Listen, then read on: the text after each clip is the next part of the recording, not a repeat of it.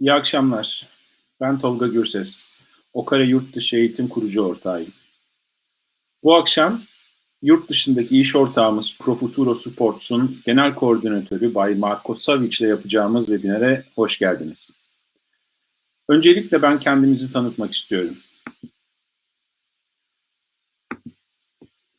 Yurtdışı eğitim olarak biz 2005 yılından beri İstanbul'da faaliyet gösteren organizasyon ve danışmanlık firmasıyız. Uluslararası düzeyde gençlik kampları, spor kampları, turnuvalar düzenliyoruz ve temsil ediyoruz. Ayrıca yurt dışında eğitim hedefi olan öğrencilere özellikle spor ve akademik burslarla eğitim görebilecekleri bir gelecek için de danışmanlık yapıyoruz. Bugün biraz önce söylediğimiz gibi sporcu bursları konusunda alanının güçlü danışman firmalarından biri olan iş ortağımız Profuturo Sports'la birlikte karşınızdayız.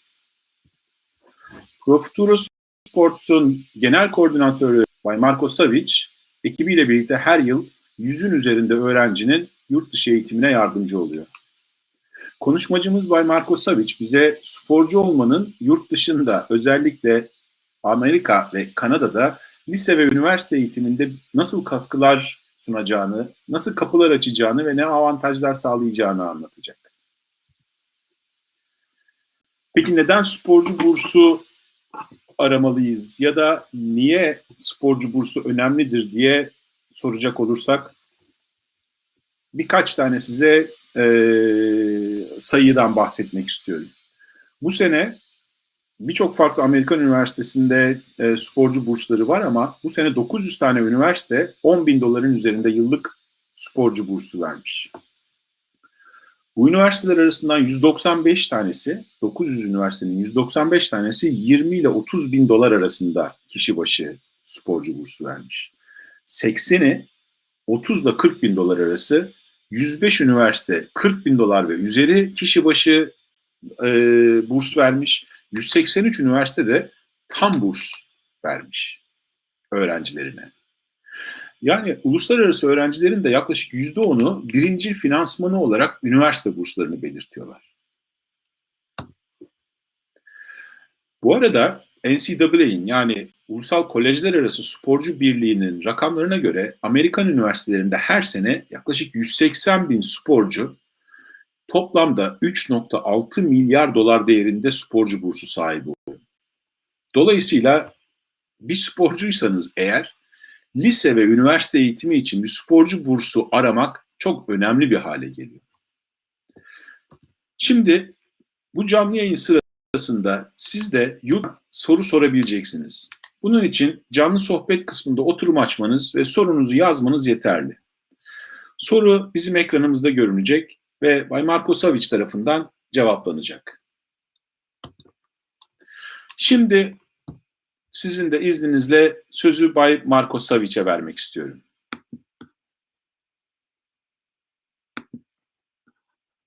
Hello, everybody. Yes, Marko, we are with you.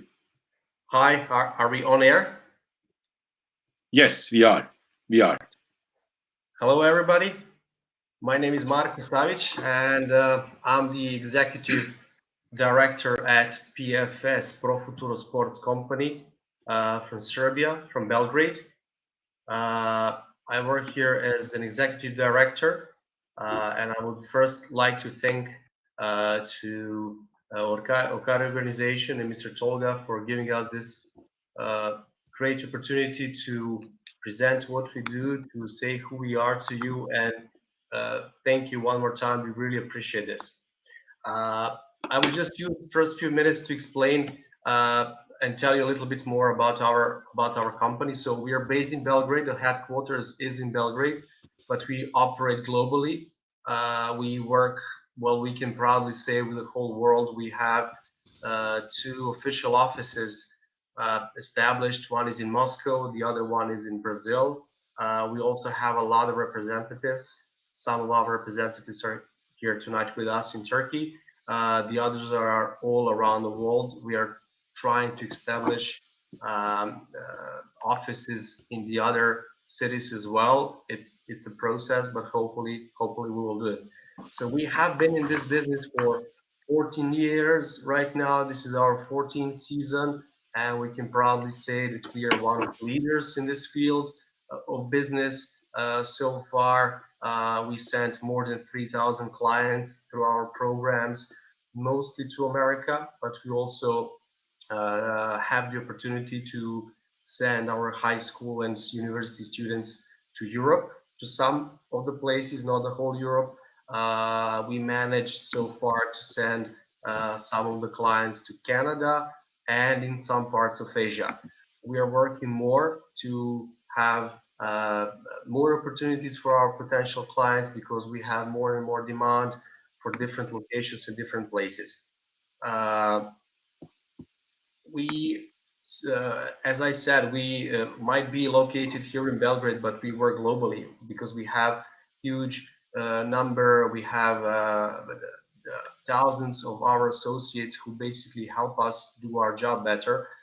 They are located all around the world, and having them with us, it makes us stronger. It makes us more focused on our work. We had clients from 65 different countries, either America or the other places, to the other places that I mentioned. So I can say that we have a lot of experience and that we are really successful in this business. Our tonight's topic, the topic of the webinar, is sports scholarships and opportunities for education abroad. Mostly we will focus on America because this is what we discussed, me and Mr. Tolga. Most of you are, as far as I understood, interested in finding and pursuing further education in the United States of America. I would like just to point out that you can ask questions as I speak, so I really don't mind. Mr. Tolga will help me, ask me the question. I will stop and I'll just return to my point a little bit later. So don't hesitate if you have any questions at some point, please. I want this to be interactive as much as possible. I know it's not easy, but it definitely helps me. Also, if I speak too fast or you do not understand everything that I say, again, please show this to Mr. Tolga. He will tell me to slow down or something like this. So no. Most of you guys we have one question for you. Okay, please. It's on the screen. Yeah, I can see it. It says, can we have information for high school registrations for volleyball and football? Well, I'll talk about this as well. Don't get me wrong. If you're seriously interested, and we can set up a meeting, phone call, WhatsApp call. It's really, I think in this phone call we'll have more time to focus on your personally. I would like to address globally to speak to something which is in common for all of you guys. But yes, it's possible. High school is also very popular, as well as universities. I would also like to point this out, the advantages of going to high school instead of waiting to finish high school and then trying to get into the college. Volleyball for girls, extremely popular. Volleyball for boys, unfortunately, not that popular in high schools, but very popular at the university level. Football, I believe you mean soccer, right? We call it in Europe football. In America, they call it soccer. If we are talking about this, then yes, it's very popular for boys and girls as well. At the university level, the quality is, well, I can't say professional, but they have serious players over there. They invest a lot. They have a lot of international students. They recruit from Europe, and not only Europe. They recruit from Africa. They recruit from South America. So Brazilians or the Argentinians, Spaniards, they're pretty dominant over there in soccer. So it's well developed. It's a serious competition over there. So let me get back to this thing that I wanted to say. High school, universities. There are a lot of advantages of going earlier. Why? Because you adapt to the system first and foremost. Many of the kids need a year, some need two to adapt to the living conditions, to the language, to the culture, to the family, or to the campus. Some of them have this language barrier. It's not easy. I mean, it's not easy for a kid leaving their parents when he's only 15, 16, not even easy when he's 18, let alone when he's younger. So a lot of people, a lot of kids actually need support. They need help. There are, normal complaints about food and something like this. So this is why I'm saying everybody needs a period of adaptation. Why else? Because you are there, you're in the system, not just sports system, but also educational system. You will be treated equally. You will be treated as if an American who's going to enter the university in a year or in 2 years. So the school will take care of you about this academic part. They will push you. They will try to enroll you into the university, because over there, if you go to high school, logical step after finishing high school is joining a university, and school is helping you academically. On the other hand, sports and your coach, of course, will help you with this. He will try to make you look better. He will try to help you with the recruitment. He will connect you with his colleagues, the coaches at the university level. So it all makes sense. It's very difficult to promote yourself, or us to promote you for the university when you only have 5 minutes of your video. It's very difficult, because coaches can only see you for 5 minutes, and when somebody goes over there in America, he has the whole season, or he has 2 seasons playing at a very high level, so people can actually come and watch him play every single week. So they see his strengths, positive side, and they see the weaknesses. Yeah, I can see the question, Olga. Can you just stay there for a second? I just want to finish the thought. So as I said, yes, of course. This is the next question for you. Thank you. A lot of advantages to go earlier than wait for college. Why else? Because the competition is extremely tough when you come to this level of joining the university or not joining university. I would make the comparison. This is pretty much the same as transferring from a junior team to a senior team. A lot of talented kids, when they finish high school and when they become professionals, if they don't go to university or they don't start working, they're lost because their talent is not recognized. They're not good enough, or maybe their body's not ready for the highest possible level, and they get lost, they don't make it, and they were really talented. This is what the similar thing happens with American universities. They see you, but they don't trust you, because you played in Turkey, you played in Serbia, you played in Germany, you played in some other places. It's not the same level. They want to see you, how you compare to their players, to their level of the game, and they will usually take a kid who is local, then go with an international. You have to be much better than an average player that they have around them in the neighborhood, so they can actually recognize you and start talking to you. This is why I'm saying we're having hundreds and hundreds of high school students finishing the high school or wanting to get into sports scholarships, and there are only limited scholarships and spots on the teams available. So imagine 100,000 or 200,000 students all over the world, high school students wanting to become serious players at university, and there are only like 2, 3, or 4,000 spots. It's a great competition. So this is why a lot of people choose to go in high school, and because they will be seen, they will be recognized, and they will be in the system. It's much easier to recruit when you see a player playing in your neighborhood that they're watching somebody online. This American football scholarships, that's a nice topic. Unfortunately, we don't have many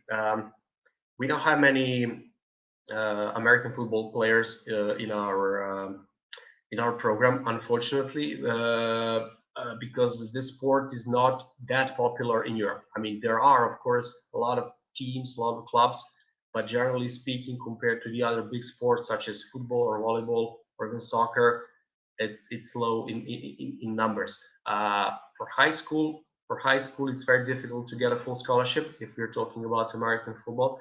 But when this becomes let's say college level, over there, some of the teams, not all of them, but let's say the best Division 1 teams, they have like more than 80 available scholarships for the football players. So this is pretty much the whole team, which is amazing. That's great. I heard stories from people running the schools, from the principals of the high schools, saying that they recruited some basketball players or soccer players, and during the season they switched to American football because they realized they can easily get a full scholarship, because you have to be athletically good, you have to be strong, you have to be fast, and you learn the skills. And well, they say you easily get a full scholarship. I would take this with some sort of I wouldn't take this for granted. I mean, it's not so easy, but again, they said there are 85 available scholarships per team, which is fantastic. So yeah, I can see that there are some football teams, American football teams in Turkey. There are some in Serbia too, but again, unfortunately, we don't have many clients. We would like to have more. So if you play American football, you can really contact us. Okay. I don't want to discourage people who are now at their final year of high school. Please don't be discouraged. I want to actually to encourage you. I would like now to speak a little bit more about the process itself. So we have a lot of boys and girls, different sports, applying to get a full scholarship for university. Some of them get it, some of them don't get it. You guys have to understand that getting a full scholarship is not easy. To get a full scholarship in any sports, you have to be very good. I'm not saying extremely good, I'm just saying very good. This, we're talking about serious level, not necessarily national team members, but I'm talking about something which is recognized. You are when you take a look, when you compare yourself to the other people your age, you have to be way above them. You have to be way above them if you think that you can get a full scholarship. People have to understand that this is not easy. First, they have to be open and honest to themselves and look themselves in the mirror and say, am I good enough to get a full scholarship? You might be good, you might not be good. On the other hand, many people do go to America. Many people do play sports and study at university. But be careful, some of them actually didn't get a full scholarship. I know a lot of kids, they boast, they are very proud when they say, I got a scholarship, but that doesn't usually mean that they actually got a full scholarship. Getting a scholarship actually means that you didn't pay for anything, but a lot of kids misuse this word scholarship, where they actually just want to say, I paid a little bit, not everything, not even a half, way less, but again, I managed to get it. And this is also what I wanted to share with you guys. You can also go either to high school or to university, not always on a full scholarship. A lot of people have to pay a little bit to contribute. This is how we call it, to contribute with some budget in order to be able to be recognized. Why? Because you might be a good player, but the roster might be full, or all the money was already spent, and then the coach sees you and he says, but I want this player, he's great fit for my team, whatever the position is, but unfortunately I can't give him a full scholarship. that means you're good. That means you can play. That means you are recognized, and that means you will be appreciated and used in the team. In that case, there's always an opportunity to negotiate about the price. Okay, so what I'm trying to explain, there are players who actually get a full scholarship, and there are some players that have to pay a little bit, but again, they will be good players within a team.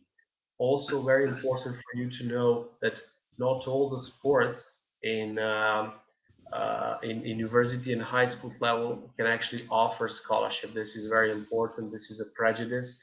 Not many people know they have opinion, let's say wrong opinion, that all the sports are equally sponsored, and you can actually get a scholarship from a sport that is not so popular. So, for example, basketball for boys and basketball for girls, I would say, is a top sport. Mostly sponsored, a lot of scholarships available. Girls volleyball on a college level, very recognized. Whenever we have a talented girl in volleyball, seriously, we don't spend a lot of time of promoting her, because there are not many talented girls, especially if they are tall.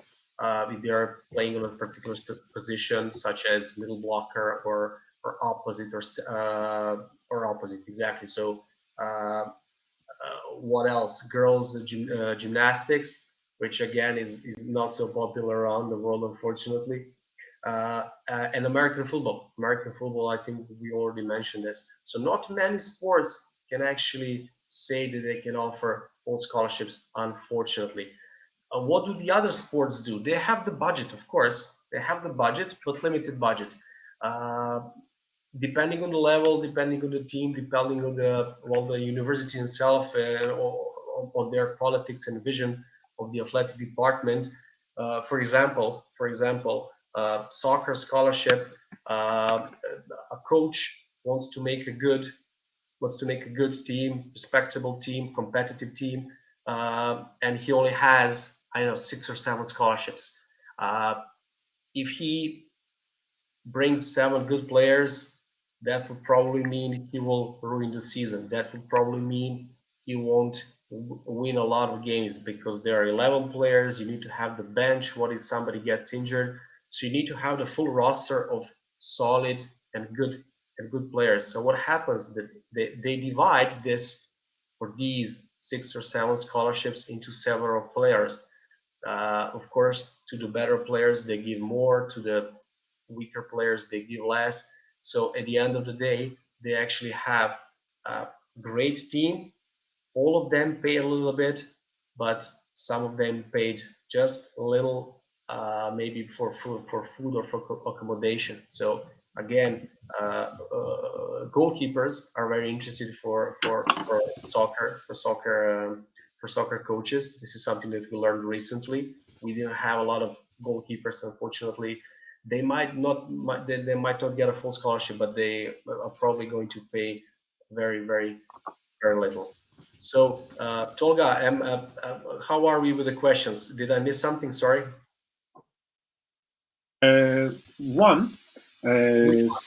Somebody is asking about, just a moment, about the master's degrees. So, master degrees, unfortunately, are not sponsored. So you might get financial aid, but this is very much it. You can't, unfortunately, you cannot get an athletic scholarship.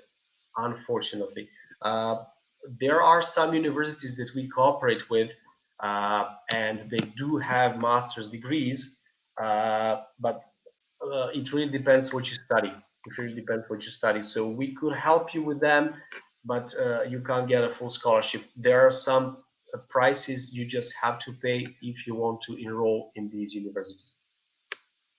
I think it is wise to add that for the postgraduates, European universities are an opportunity. Exactly. They don't offer any scholarships, but with Pro Futuro Sports, there are some opportunities to play in a team, which will cover your life expenses in that country, so you can go to the postgraduate studies in Europe.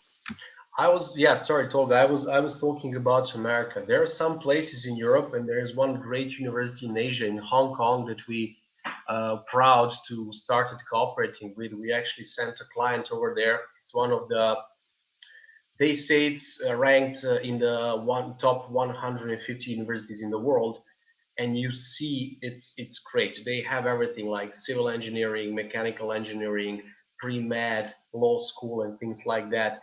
The sport over there is not too serious, so people who decide to go there actually have to understand that they will sacrifice sport. The sport is organized, they have the league, but it's not on the same level as it is in America.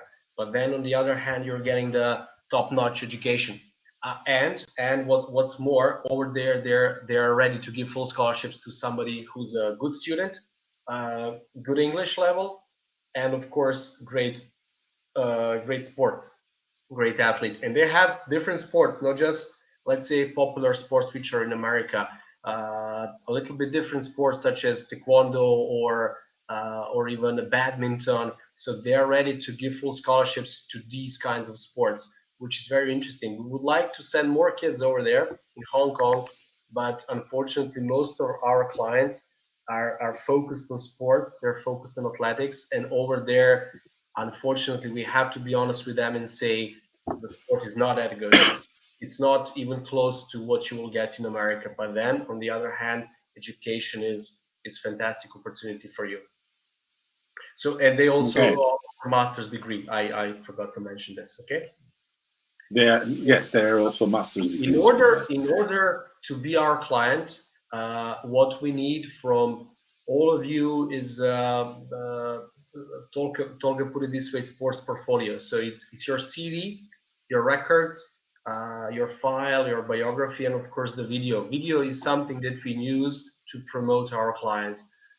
Video is something that shows your skills and also shows your weaknesses. It shows how good you are. It shows the level of you personally, and shows the level of your teammates, and what's more important, of your opponents.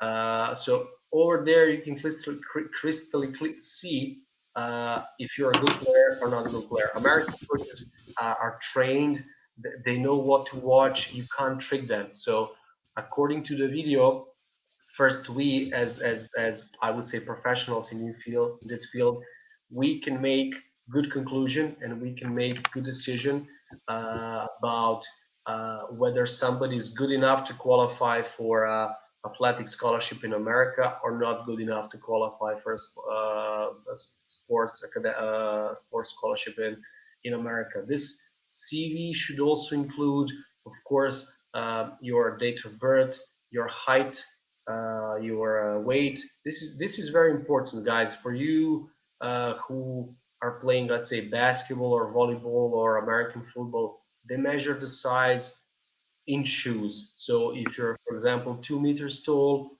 that means you're 202, which can make a little bit of difference. With 202 in basketball, you could be playing as a power forward or as a center. Whether with 2 or 198, you're a small forward or you're a guard. So it can make this 1 inch can make a big difference.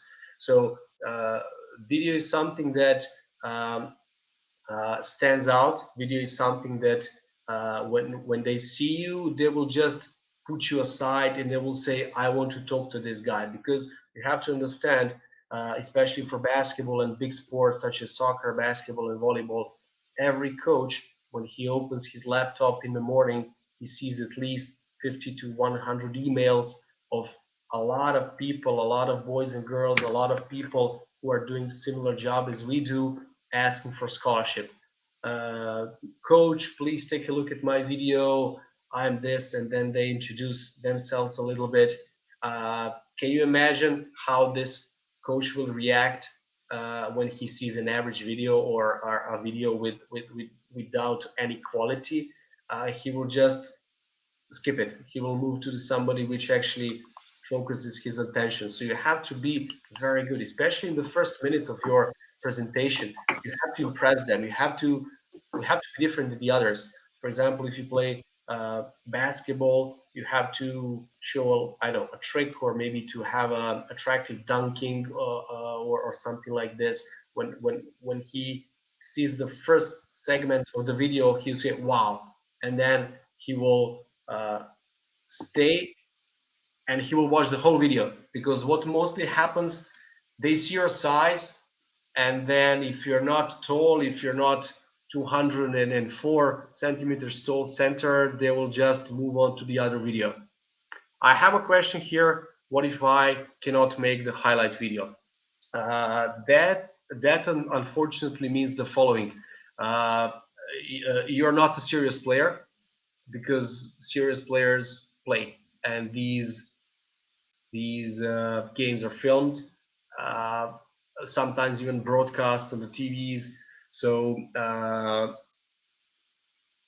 but we can still help. This is the good point of working with us. We established a lot of good relationships, a big network of people, coaches, assistants. If we're talking about high schools, also the directors, the principals, right? And they trust us.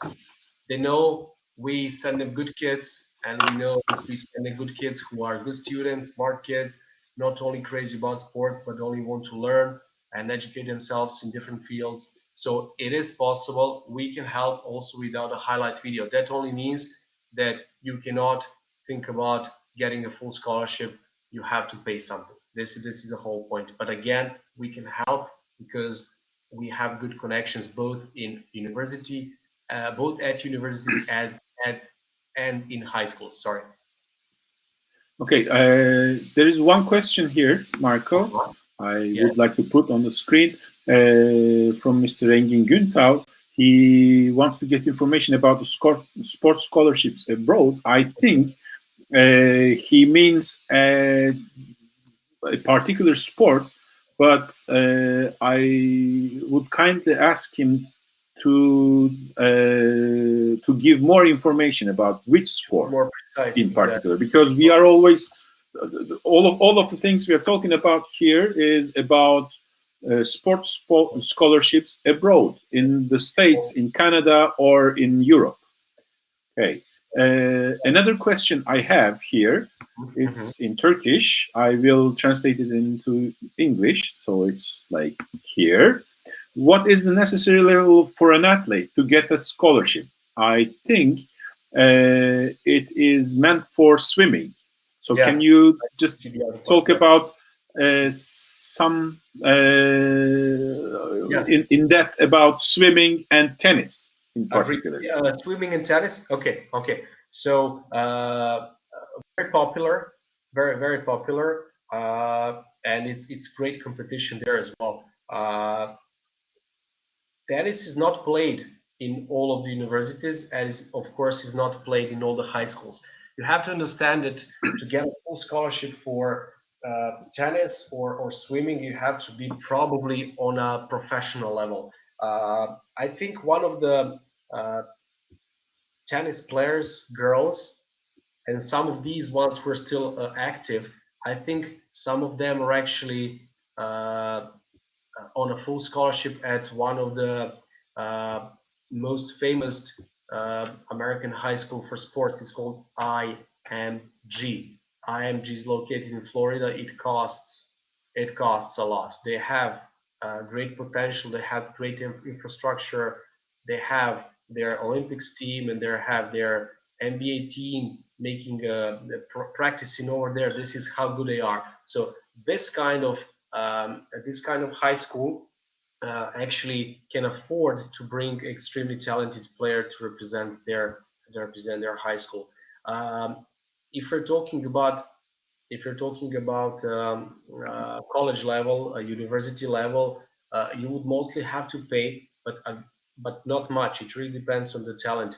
I heard stories that tennis players, some of them are actually don't pay at all, or some of them pay, I don't know, up to 5,000 per year, or they just cover food, or they just cover food and accommodation, which is around 6,000 to 10,000 per year, which is really not much when you compare to the full price.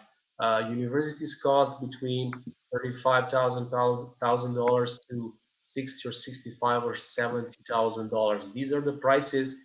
I'm not making them out. You can see them.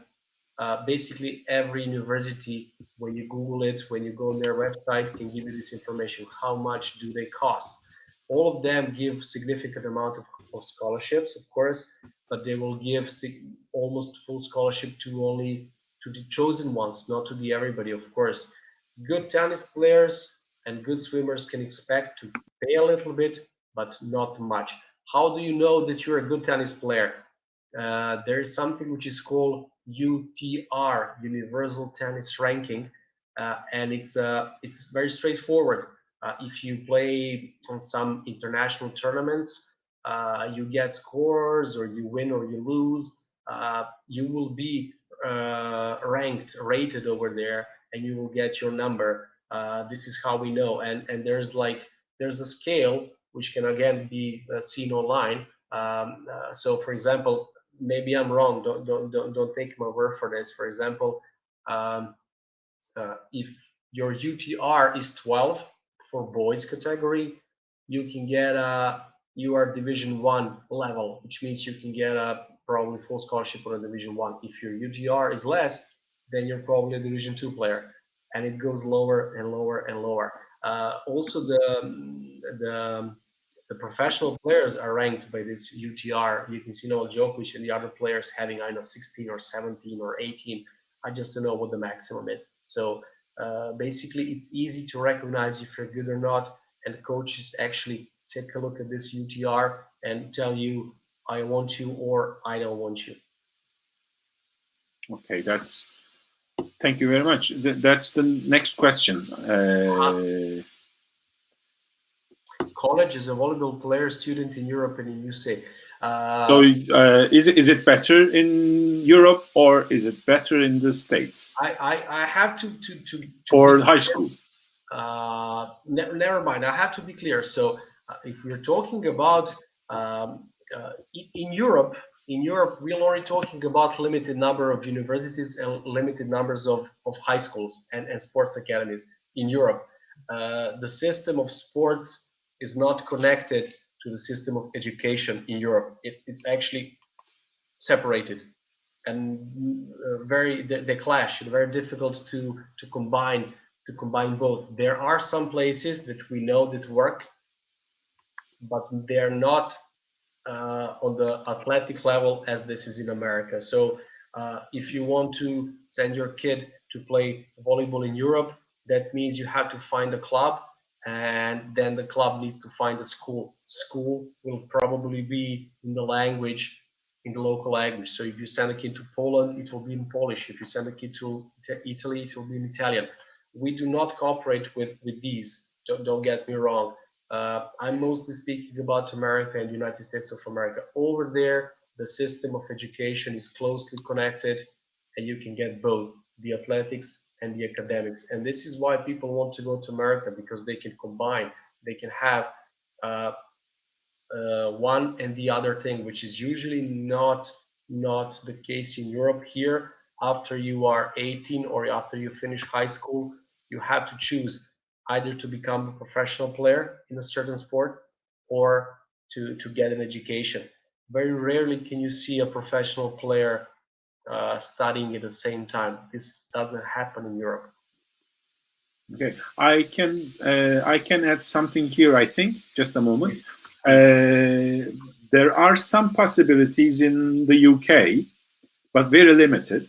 Exactly. for basketball, because it's mostly for the private schools in the UK, and they tend to give to outstanding players scholarships. Exactly. Well, 50 up to 80%. depending on their level. But it is, as I said, limited, and you have to be good, really good, to obtain okay, let me give an example. So who can get a full scholarship for an academy in Spain, in Italy, or Czech Republic, or whatever, Germany? We have clients, but they're very rare. The same level that they can get a full scholarship for America. So it's not easier to get a full scholarship in Europe. Don't get me wrong. Over there, they have good academies. They have good bases. They have good coaches. They have a lot of talented players. What they're looking for is big boys and big girls. This is pretty much it. If you're not tall, then they're not interested. If you are tall, they might consider you to give you a full scholarship. But again, you go to Spain, you practice at their academy. EuroLeague teams, their youth teams, something like this, Gran Canaria, Torrelodones, in Madrid, in Barcelona, they usually cost like 12 or 13,000 euros, but they will be ready to give you a full scholarship, but you have to be extremely good. When I say this, that means probably this, if the boy is Turkish, from Turkey, he would get the same opportunity in Galatasaray or Fenerbahce or teams, or FS Pilsen, right? The things of this level. Okay. Again, Hong Kong could be an opportunity for volleyball players to get a full scholarship. We used to work with some places in Asia. We used to send volleyball players. Hopefully we can send them again. Okay. Yeah, this is a good question. When you get a scholarship, that usually means for 4 years, but you do not sign for 4 years. Of course, you only sign for the scholarship for 1 year, for the following year. You have to establish some standard GPA, which is the average mark. So you have to be a solid student to obtain the scholarship for the following year. You have to follow the rules. You have to be regular student, average student, and you have to be a good athlete. So what happens is that sometimes if your level of game was not satisfying to the coach, you might lose a scholarship. This is what might happen sometimes, but it usually doesn't happen. Also, if you are not disciplined, or if you have some bad grades, or you are, I don't know, didn't pass some exams, you cannot obtain the scholarship for the following year. But usually you are there for all 4 years.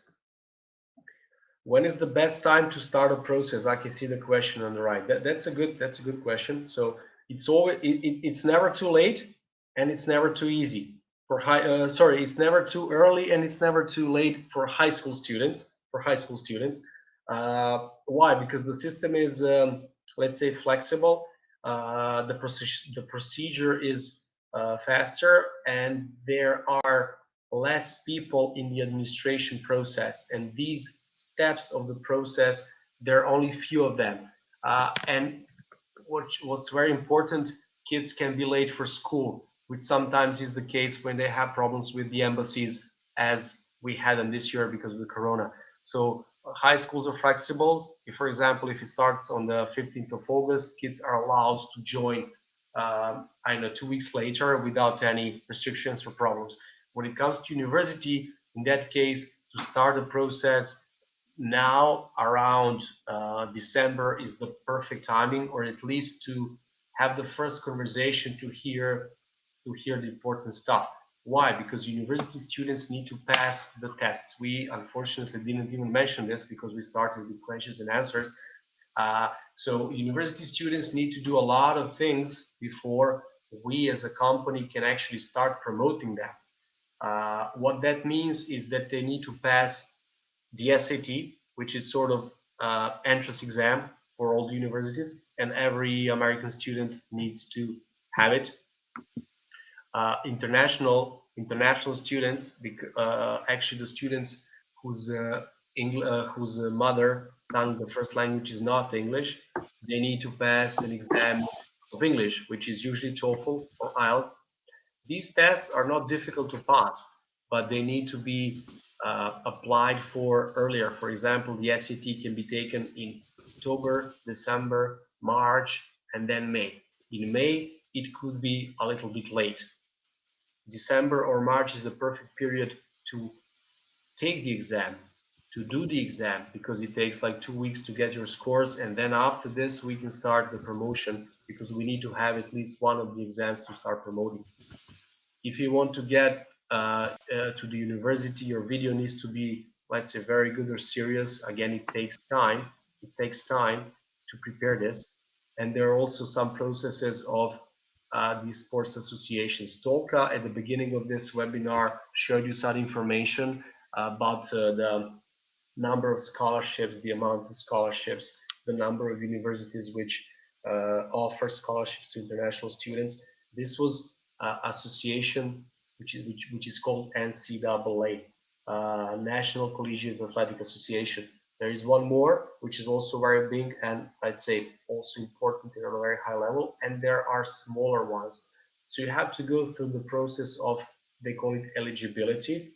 I don't want to bother you guys now, because not all of you are interested to hear about these details for universities, but a lot of things to be done before we actually can start working on you. This is not a case with high schools, and this is what I say, it's easier to get to find a high school than to find a university. Okay. The process. Is this the question regarding the process, right? How it works? Yes, regarding the process for application and the process for scholarship. Actually, yeah. You covered the application some. Yeah. Not in detail, but mention this part that we are the agency which gives the full service. So we communicate with you and we communicate with the schools. So we are the mediators. We are the connection between the client and the possible school or university. When you enter our process, first we need to talk, and we need to talk a lot. We need to define a lot of things before we even start working. Why? Because this is crucial. If we don't establish the basics at the very beginning, in a few months, we could realize that we were basically wasting our time. So we have to define everything to officially start the process. Once we find appropriate high schools or universities, we present this to you. When we're talking about universities, mostly when somebody shows the interest, they always speak to the player. So then we connect the coach and the player. And when somebody says, yes, I want to join your team, and when the coach says, I would like to offer this amount of scholarship, then we start the application process. Application process means we, as our company, our colleagues, they will do the paperwork. We need you guys, we need the parents, we need the clients to help along the way, to prepare some documents, to prepare some materials, to, I don't know, submit this, submit that. But mostly we do the job. When everything is done, and this means sometimes months, honestly, if we're talking about universities, the process of saying yes and until the very end, until you are officially accepted, sometimes it's more than a month, sometimes it's more than 2 months. It's very complicated, it's very turbulent, a lot of things happen unexpectedly, so we have to be patient and we have to trust that everything is going to finish smoothly. So once we get the acceptance letter, this is basically the end of the journey, the end of the process. The next thing is visa. We, as an agency, we help you with your visa. We apply instead of you. I think I saw the question about the price. Student's visa for America now costs $510. Application is $160, and there is one more thing which is called SEVIS. This is for students only. It costs $350. So altogether, to apply for visa for one student, F1 visa, it's $510. Then we connect you with the coach or with the school, just a moment, Marko. There may be small changes in the prices in Turkey. regarding the visa and CEBIS and the other application fees. But in general, yes, of course. I'm saying from this summer, all the clients that we had, Sweden, Lebanon, I don't know, Italy, Serbia, Montenegro, other parts of Europe, all of them had to pay 500, and maybe it's different in Turkey. Never mind, you'll see about this. Small differences there may be. And then we are still there, even if you arrive at the university or the high school. When it comes to high school students, schools usually organize the pickup. So somebody's waiting for the kid at the airport. Again, everything is arranged. We exchange the phone calls, the numbers between the representative from the school and the kid, so they don't get lost. Everything is organized. If there are some issues or possible problems, we're there to help, because we communicate with schools, and we would, of course, like your sons and daughters to have the best experience they possibly can. Yeah. One question. We have to go back, I think, for an amateur soccer player and for the high school. And absolutely. There is a... Yes. So everybody, whoever is a high school student, each high school student can be our client. I mentioned this before. No matter the quality, we can still find them a good school. That means they have to define a budget, and we will put him in a team. We'll put him in a school which has a good team, and he can be playing over there. This is not so easy with universities. Luckily, we have some cooperation, like 4 or 5 universities where we can do this, but it's not easy. It's not easy. Okay. Is it enough to have a license, highlight video, and a good diploma grade? What do they mean with a license? For that's the follow-up of this question. Okay, I get it again. Yeah, good grades will help you, because some of the schools do not take bad students.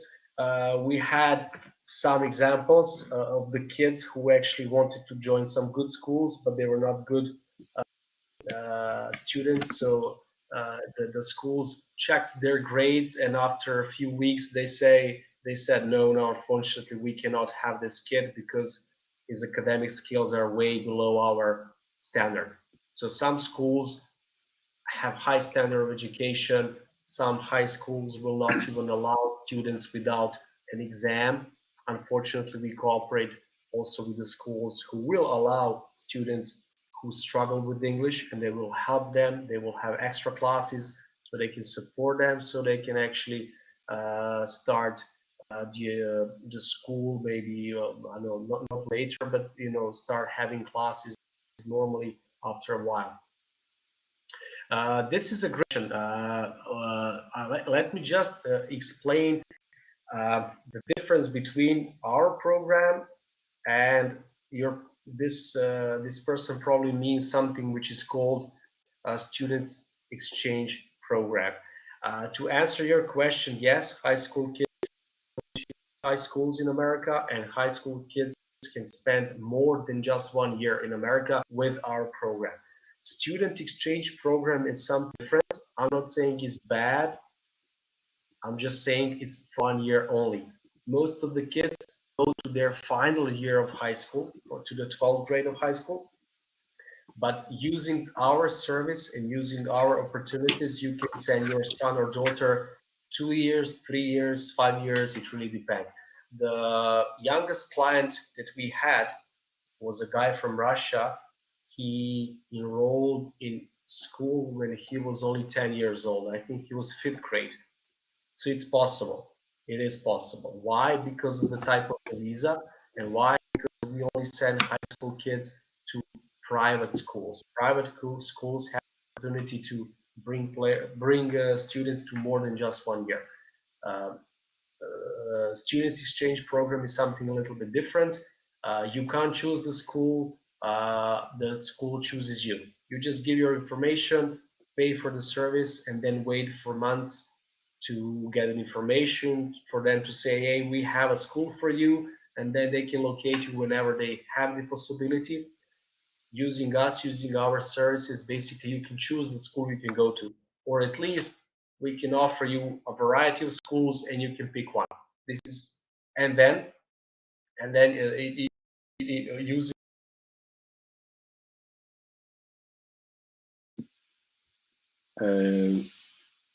Marco, we lost you. Can you hear us? Sanırım bağlantıda bir kopukluk oldu. Evet, sanırım bağlantıda bir kopukluk oldu. Şimdi tekrar bağlanmaya çalışacağız. Marco, can you hear us? I can hear you. Something happened. Okay. Can you repeat what you were saying, like the last 15 seconds? Exactly. So using our program and our expertise, you can actually choose the school that you want to go to. We will tell you.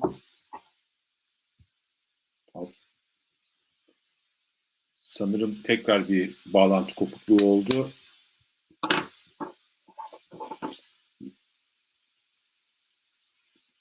Evet. Now you're on air again. I think we are. Okay. Yeah. So basically, we can offer you 5 or 10 or 15 schools, and you can choose where you want to go. We will tell you here the soccer is not on a high level, don't go there, or here basketball is too difficult for you, you can't fit, you'll probably be on the bench or not playing at all, and then you will make the decision where you want to go. Okay.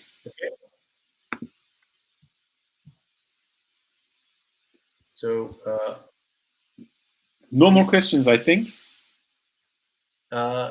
Yeah, please feel free to ask any questions while I'm here. I'll be more than happy to answer them.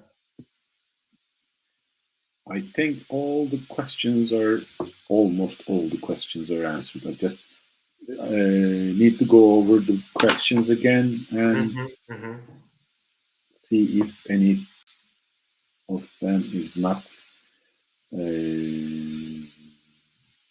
There is one thing about the health insurance. Yes, health insurance is usually not included.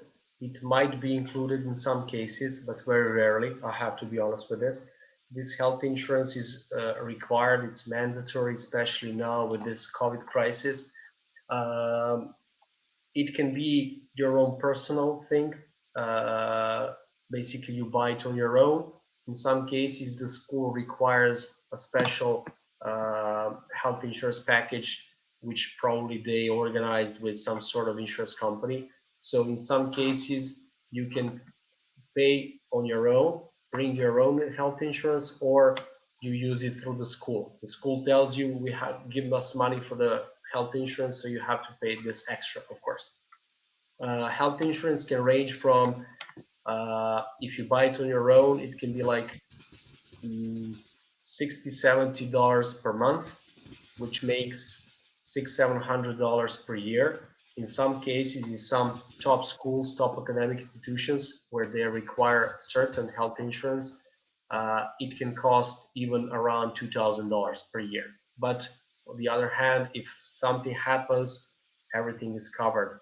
We heard stories, kids having to go to surgeries because they injured themselves or something like this. Everything was covered. They were treated perfectly well in some top hospitals around America.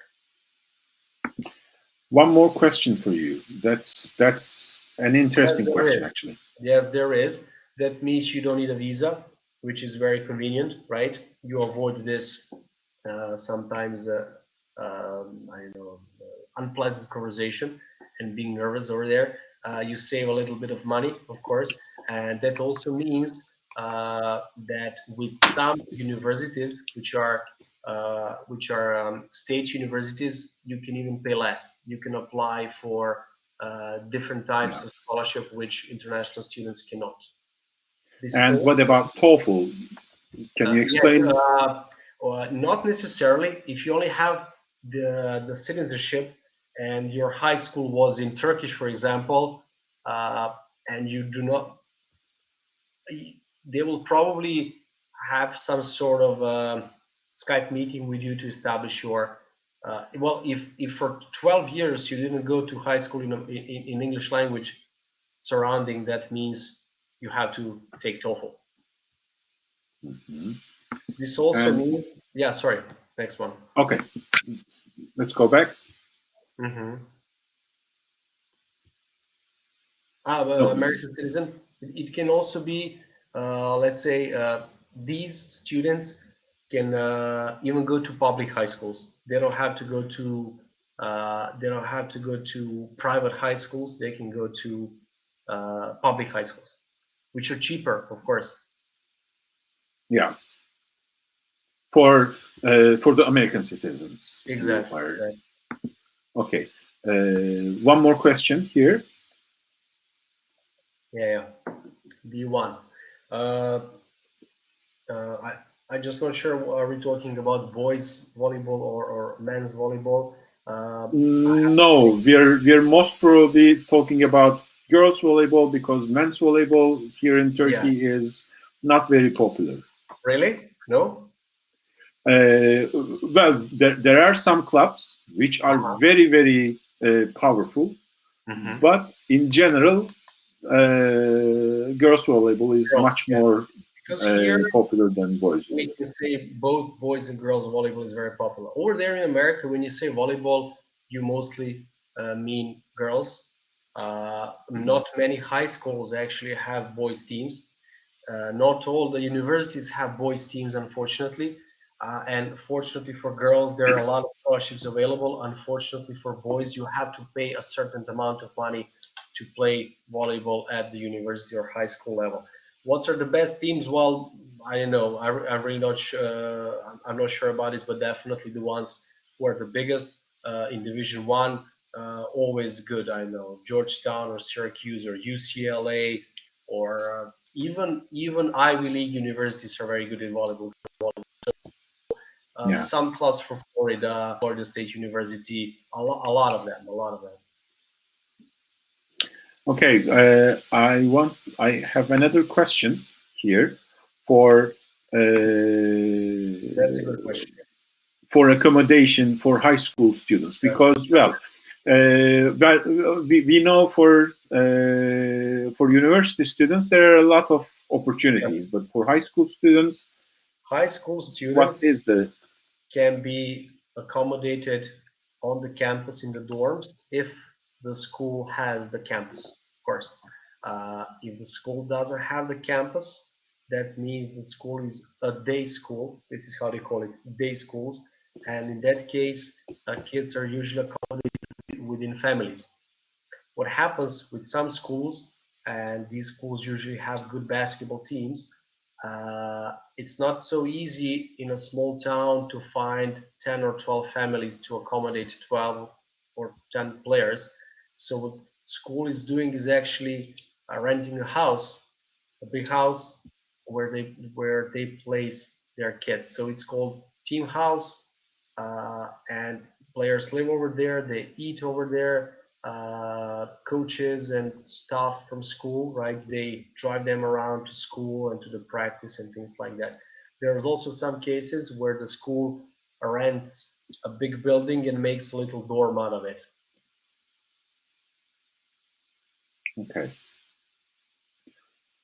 So I think we are done with the questions. Okay. Do you have anything to add for the process, or?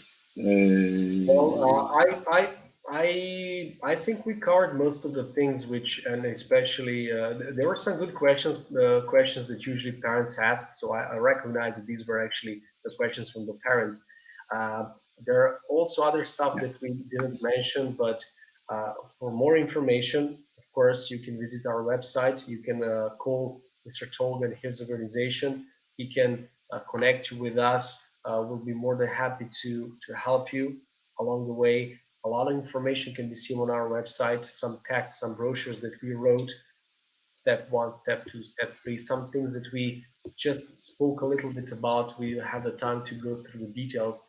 But generally speaking, I think people had the opportunity and heard something interesting and heard something which is relevant for them, some useful information, and hopefully I will see or hear some of you guys pretty soon. Okay, thank you very much, Marko. Thank you. Thank you. One more time, thank you. We really appreciate this, and okay. I hope all the participants enjoyed. I hope so too. Webinarimize katıldığınız için hepinize çok teşekkür ederiz. Sorularınız için her zaman bizimle bağlantıya geçebilirsiniz. Biz size bu sırasında, bu prosesiniz sırasında yardımcı olmak için burada olacağız. Danışmanlık için her zaman buradaki bilgileri kullanabilirsiniz.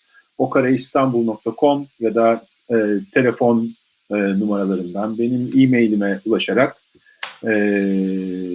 bize bilgi talebinde bulunabilirsiniz. Katıldığınız için çok teşekkürler. Bir sonraki webinarimizde görüşmek üzere. İyi akşamlar.